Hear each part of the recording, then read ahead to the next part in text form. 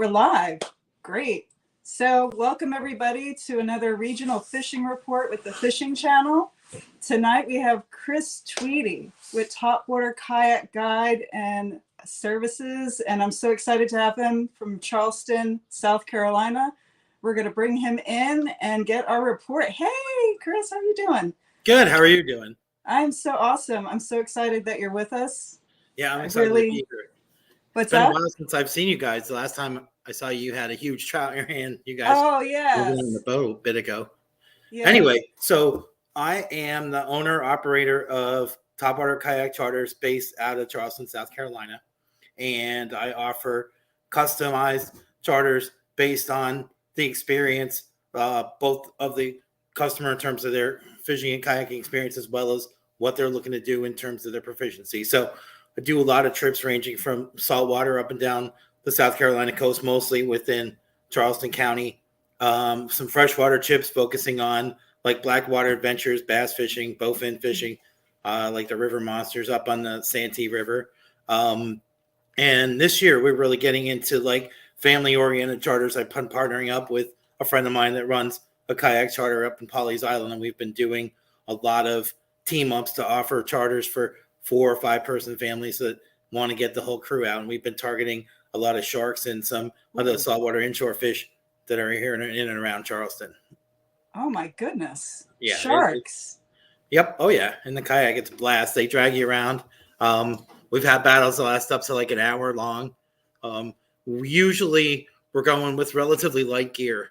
It's been a really fun game. So we're going out with like 15 to 20 pound tests on the main line on really light reels, like 2,500, 3,000 size spinning rods and reels. And we're fighting mostly typical inshore sharks. So it's nothing huge. And if it is, it breaks off with the gear, but we're catching like bonnet heads up to 4 feet, smaller black tips, bigger rays. And actually in the last few weeks, we've been lucky into getting some bull red. So both myself, I got my personal best at 43 inches on a kayak. Oh my goodness. And one of my customers this last weekend got himself a 42-inch redfish. We were out in the big game search like down here. So it's been really exciting. A lot of the baits coming in. So if you want, I'll talk a little bit about what kind of has been more or less the pattern. That the bull reds aren't like an everyday thing, but we'll take advantage of it while we can. Yeah, I would love to see those photos. I mean, that Absolutely. must be amazing. Oh yeah, it was incredible just to get it. I didn't have a net when I caught mine. I had to basically tire it out, lift it in. Oh my God. With my leg. Worrying about like a bull shark or something like that coming in and taking a swipe at it. The customer that I caught it with was really an experienced, like big catfish angler. So he did a fantastic job in terms of handling the fish. He got his into the boat actually much quicker than I got mine in. And then we got it to shore, got a couple quick pictures and set it go. So that's been a heck of an experience. It's been fun to chase the big game. And that's really just a part of fishing for the sharks. They're almost like everything's around, so you never know what's going to bite the hook. So that is true. Speaking of which, most of the fishing that we're doing in terms of targeting the big game is going to be a bait game. So we're throwing fresh caught bait as much as we can. The bigger fish like the sharks and such, we're basically just using a fish finder rig and going closer to the ocean than up in the marshes and the creeks and trying to find places that bigger fish are likely to have an easy path in from the ocean. So this time of year, we have anything from tarpon to big sharks to giant sheepshead to cobia. The Spanish mackerel are starting to show up. Bull reds are still around. So for the next month or so, as we sort of get on the edge of the king tides and such, a lot of these fish will push up and down the coast following the bait as it starts to arrive and as the shrimp starts to become more prolific in the inshore. Oh my goodness. It sounds like your business is just blown up from the last time we met. Yeah, I have been going nonstop since Memorial Day weekend. Today was actually the first day I got to do any chores. My lawn looks like heck. Anyway, but yeah, it's been going great. Finally taking a break this weekend. We're going to take a little vacation to visit my daughter out of town. But once I get back, I'm already booked for about the next 4 or 5 days coming out of that. And then it spikes up again around the July 4th holiday.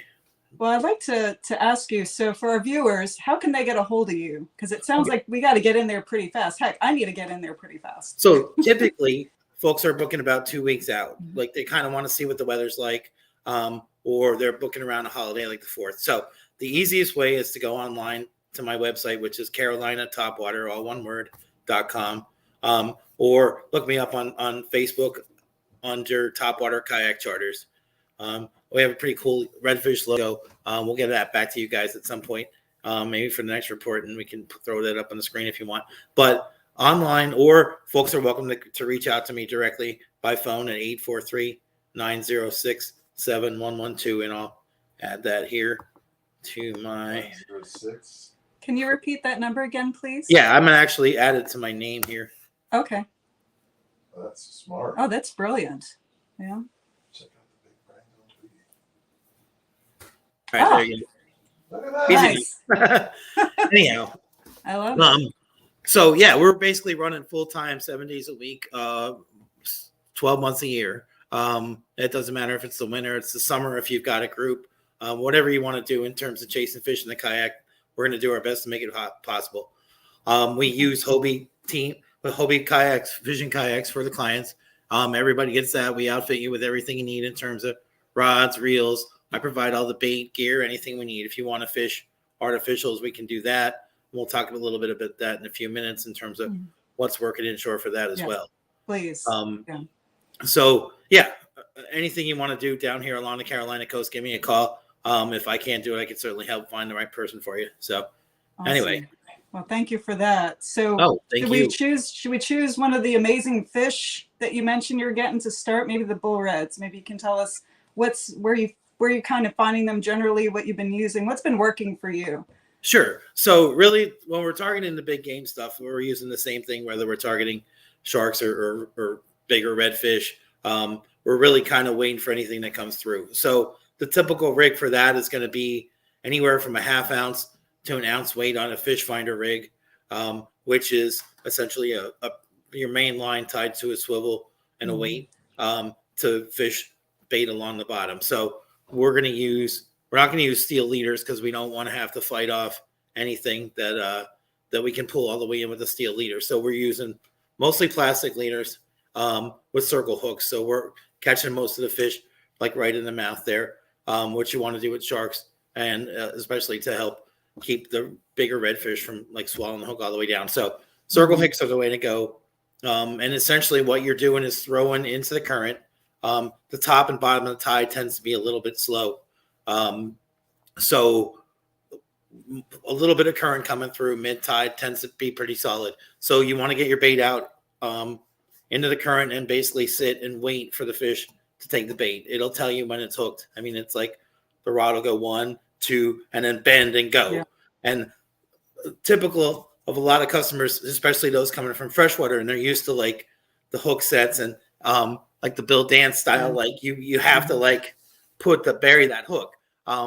It's unfortunate because they miss a lot of opportunities because they don't realize that what they're doing is really just ripping the bait away from the fish while the fish is trying to get in a position to eat it. So it's kind of humorous because the biggest battle is honestly convincing the customer to kind of have the patience to let the rig design do what it's supposed to do. So we're kind of looking for depth, I guess, when we're targeting the bigger reds. We're not trying to find them like up in the marsh at super low tide. So we'll go out along the coast behind some of the barrier islands, like in the Charleston area behind like Isle of Palms or Sullivan's Island, or some of the places where there's big inlets and big influxes of water close to the ocean, because the fish aren't going to be like way up in the creeks and way up in the rivers and such. They're going to be in close proximity to where fresh ocean water is washing in bait. So if you can find like a 10 or 20 foot hole behind an island or adjacent to an inlet that kind of gives you direct or in almost as close to direct as possible access to the ocean, then you're going to have more success in terms of getting like a steady parade of predator fish coming through in and out. So positioning yourself in the right situation is pretty key to the bite, because you can throw bait out there and wait forever, and little crabs and things on the bottom will pick away at it and you'll bring it back and have nothing to show for it. So Mhm. a lot of it is kind of looking at maps and figuring out where the big in and out inlets are. Breach Inlet, if you're on the beach, all over Charleston Harbor, there's inflows from everywhere up and down the coast that feed like the backside of the islands along the intercoastal waterways. So that's Okay. pretty much where we're finding most of these fish, especially in the kayaks. And the guys in boats can go a little further out to like Yeah. the jetties, and it's a little bit more. That's where you're gonna find like the tarpon and stuff like that. So, Yeah. but anyway, What are the that's pretty, regulations? what's that? What are the regulations regarding the bull reds in your area? So we have a slot size in South Carolina, and it's relatively small compared to the most of the rest of the country. So our keeper size fish are only going to be like 15 to 23 inches long. So anytime you get even close to what would be considered a bull red, which Mhm. for us is pretty much like 36 or so inches and up, or 40 if you really want to push it, you're not even in a situation where you can consider keeping them. Like they're the breed stock, they're protected, they go back. Right. We try to use circle hooks, and really we're not pulling these fish up from super deep like you can off the coast. So it's rare that we have to like vent a fish or release it in a way that you would have to do if you brought it up from like deeper water. So primarily being inshore, that's venting and stuff like that's also not an issue. So we're pretty much in the kayak, get a couple quick pictures, and back in the water with it. So Okay. same with the sharks, and I rarely bring them in, especially if it's kids. The sharks all have their own personalities, Yes. so they kind of dictate what they're comfortable in terms of handling them. But like, Oh yeah. I've had little kids bring 5-foot sharks into the boat and want to take it home to eat, and we try to avoid that the best we can. But you get some of these teenagers and the kids want to go home and show all the kids pictures of the sharks they caught and stuff, and like got towed around in a kayak for an hour and stuff. So, but yeah, generally speaking, the bait we're going to want to use is whatever's really in proximity. Right now, the hot bait is the menhaden and pogies, as well as like chunked up bigger mullet. Our finger mullet really haven't got to like the catchable size yet. They're still kind of slipping through the net. And the shrimp, especially up in the marsh, is really kind of starting to pop a lot. Like you'll throw a cast, and we'll get to this in a minute, and you'll just scatter a bunch of shrimp instead of scaring fish away. So my best baits for throwing for some of the bigger game are usually going to be some fresh caught menhaden, and if I get bull like bigger cob size mullet, I'll chunk like strips and steaks off and use smaller pieces and just fit it onto the circle hook. So that's generally speaking. Or if you can catch any fresh like trash fish or anything like that, like croakers, whiting, anything you wouldn't necessarily particularly target and want to take home, or at least not me. But anyway, some folks do, and that's fine. Yeah, that's fine. But anyhow, yeah. So go ahead. Sorry. How about speckled trout? That was a good catch when we were out. What's going on with speckled trout these days by you? So it's starting to slow down a little bit. We're still starting to catch some, especially if you can find some live shrimp to use. So folks will throw the cast net, get some shrimp, maybe the size of like your pinky right now, and then we're going to put them like on a float rig and worked along the grass line. And we're really looking for trout, and probably in some more deeper areas, at least during the day, than we would have found them when we went out in the wintertime. Mm-hmm. The topwater bite's been kind of exciting. So if you go out early morning or even at night fishing some dock lights or something like that in a creek, you can usually find trout at the top of the tide, kind of gathered, looking to hunt things like it would like freshwater bass style up, like in a lake, where the small minnows and the shrimp are going to gather near the light and the trout are on the outside of that. So they'll kind of dart in. You can also go at daybreak or at sunrise or sunset and just kind of throw top water as you see like surface activity along the edges of the grass or on shallow oysters and things like that. Mm-hmm. But as the summer wears on, the trout will kind of tend to go deeper and deeper. So the bite gets a little picky and will usually be centered on bait more so than target them on artificials, but that'll turn around and come fall.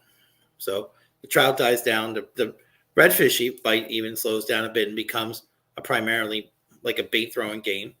Mm-hmm. But for now, we're going up and we're able to chase like crawling redfish at low tide. We're able to sight Ooh. fish quite a bit. The flounder bite's been fantastic up and down the Ooh. Carolina coast all spring. Guys to the north of me are catching like limits of like nice 17, 18 inch flounder. One of the things I kind of try to abide by on my charters is the idea that any fish over 20 inches in terms of the flounder and the trout as well, that we're going to try to release, because they tend to be the producers in terms of like the breeding and such, and keeping the fishery vibrant. So anything over 20 inches tends to be a female fish, so they're going to be guaranteed a spot like back in the creek. So what we're doing a lot of in terms of the creeks and up in the marsh is the flounder tend to be a low tide target for us up in the marsh. We're having a lot of good success fishing the sandy edges of creeks, adjacent to the oysters. It's working both with bait and in particular mud minnows and shrimp are working. For artificials, we're throwing a lot of things like DOA shrimp with sort of a low and slow kind of retrieve, like pop it up and let it flutter. And then I love to use like the bass techniques, like the Ned rigs and the finesse jigs and things like that. So give me a paddle tail any day of the week with like a little shroom head or something, or a shaky head. And that's kind of what I like to bounce along the oysters and target basically any of the inshore trout, flounder, and redfish. A scent additive goes a long way the more bait there is. So if you dip your bait in something, like we use a lot of Procure around here, you can tell by looking at my fishing clothes. So that's going to help get a bite. Like I'll throw to a spot 3 times and then dip it in Procure and throw it a 4th time and something will hit it. So they kind of help make a slow day a little more productive, even if you just wind up catching something that's just willing to bite the hook, even if it's not really what you're targeting. But the good news is that the redfish of all different sizes are still plowing way deep up into the marsh right now. The water hasn't got to the point where the mud's all baked and it's like 10 degrees hotter than it will be like in the middle of July. And the fish don't want to be anywhere near there because the water's not going to chill anything. It's going to heat it up. Right. So we can kind of go up the creeks in low tide and watch for like fish blowing up and fish activity in terms of them prowling back and forth between the banks and things like that, and have some success like creeping in on them with the kayaks or waiting or and throwing a bait at it like an active fish and watching it come like tight on your line, knowing that you threw it successfully to that. Wow. In terms of like what we're using as well as like the DOA, we're also having a lot of success, and so are guys up and down the coast throwing topwater baits. So like Zara spooks or Merrill lures, surface lures, anything you can kind of walk slowly and kind of entice a red to pay attention to it, you're going to get some action on. Some guys are now starting to throw folks are throwing a lot of like suspending and twitch baits and things like that to have some success, especially the ones that can mimic like shrimp are pretty effective this time of year. For sure. Chris, we have some questions I'd like to get to if you don't mind. Absolutely. I love questions. So John Hooker, what part of South Carolina are you fishing? Hey, John, I'm based out of Charleston. So I actually fish all over the primarily Charleston County for saltwater, and then for freshwater, I'll kind of go inland along the Santee River, more or less. Okay. Well, we got another one here. Oh, it's a long one. I don't know if I can read that from here. Hold on. That's actually Brian. Get closer there. Can you read that, Chris? Yeah. It says I'm awesome all the way around. I'm knowledgeable, fun to fish with. Yes. And so anyway, this is Brian. He's the gentleman that caught the enormous redfish that was part of our promo. His face is blocked out, and it's still blocked out here. But anyway, he's the gentleman that caught that fish, which is by far the biggest redfish I've ever caught with a customer on a client. So they were just here this last weekend, and they're ready to go next year, and we're here the year before that. So they plan their fishing vacation around hanging out with me. So now they're awesome. Who do you have someone who caught your biggest trout yet? So that's currently you at the moment. That day we went out and just because we saw those eagles kind of like in the spiral, right? Yeah. That was amazing. I talked to a bird person about that, and he was absolutely fascinated that we got to see that live. He's like, that's incredible. Yes, Because it is. anyway, but yeah, you hold the record for the trout. Well, Even though all it was thanks a boat. to you. Thanks to you. Oh, thank you. I just got it to the spot. You had to get it on the line. Well, it was all your encouragement and your guidance. So I appreciate you. And we That's have what I'm here for. another. What's that? That's my job, honestly. Yeah. So, John, it depends honestly on the customer and what they want to do, and the time of year. That's going to all change. Some charters I'll go out and fish with folks, both bait and artificial. It just depends on what they want to do. So, the bigger the fish, generally speaking, the more typically you're going to have success on bait. And right now, where we are, I am transitioning to primarily using bait moving forward through the rest of the summer. I'm probably grasping at the last couple of weeks of having that inshore bite be effective with most customers rather than having to switch to bait exclusively to guarantee success. Right So on. we'll bounce around back to that in the fall though. So Right on. anyway. Chris, we have some people kind of coming in and out of viewing here. Can you mention again the name of your charter business? Yeah, sure. So I'm the owner and operator of Topwater Kayak Charters. I'm based out of Charleston, South Carolina. Buy fish all over the place based on the customer's wants and interest. So yeah, you can get a hold of me. Yes. If you can see, once my name comes back up on the screen, my number's there. Feel free to shoot me a text, give me a call, whatever. I probably won't answer right now, but No, I'll get right back to you. So Chris, I had an amazing time with you. Chris is just a gentleman. He's a scholar. He knows his business really well, got us on some really great fish, taught me some really great things. I followed exactly what he said and got a really nice trout and just really enjoyed. When you want to be out on the water, you want to be out on the water with someone that you can really enjoy their company. And that was you. So we really appreciate you. Thank you. I really appreciate that. Yeah. So we look forward to seeing some more great pictures on your Facebook on the catches. Oh, absolutely. And getting some people with you. That would be great for them to, and children. You mentioned children earlier, right? Mm-hmm. Can you share again the experience you've had with some of the children that you've had in age groups? So we just had a trip to the swamp a couple of days ago. And I was paired up with a 6-year-old girl. A 6-year-old. Mm-hmm. So I basically put her, she was in her own Hobie and she was strapped to me. So we kind of, we just went around together. So we went to freshwater. So we started off kind of with like crickets and worms. And she started catching like some brim and like she got a bluegill. And then, so she caught her day maker fish. Like everybody kind of has the fish that makes their day on a charter, hopefully. Yes.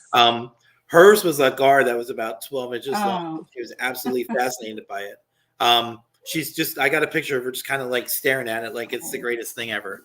But what that did was she started to notice like the bowfin and some of the freshwater, like rough fish, they call them, coming up and gobbling air on the surface and going back down, or else the fish would just kind of be floating on the surface. So she's like, I wanted to see what those were. So we went out and she caught a bowfin. So she caught like 6 or 7 different types of fish that day, was completely engaged. And like for about 4.5 hours, it was like just her having an absolute blast, like giggling and laughing. So that is so awesome. So family friendly, contact Chris Tweedy for a great experience, awesome fishing experience, great gentleman. We thank you so much. John's got a question real quick here. Oh yeah. Sure. So John's asking what time the best time of year is to catch bull reds. So that's going to depend. Frankly, this year's been a little bit of a surprise in terms of catching them right now. This isn't really anything. It's more just the style of fishing we're doing than it is like targeting them specifically. If you want to get in a boat and actually target bull reds, that's going to basically be in the fall as the mullet migration and all the fish start to kind of migrate down the coast. So it'll depend on where you are exactly. If you're in the Charleston area, they kind of call it, it's like October, but if you're in a kayak, it's actually September because the fish are moving through the fishery to get to the coast in September. So we kind of try to get them in that time period. But by October, they're going to be on the front beaches and in inlets and places that are relatively unfriendly to kayaks. Awesome. So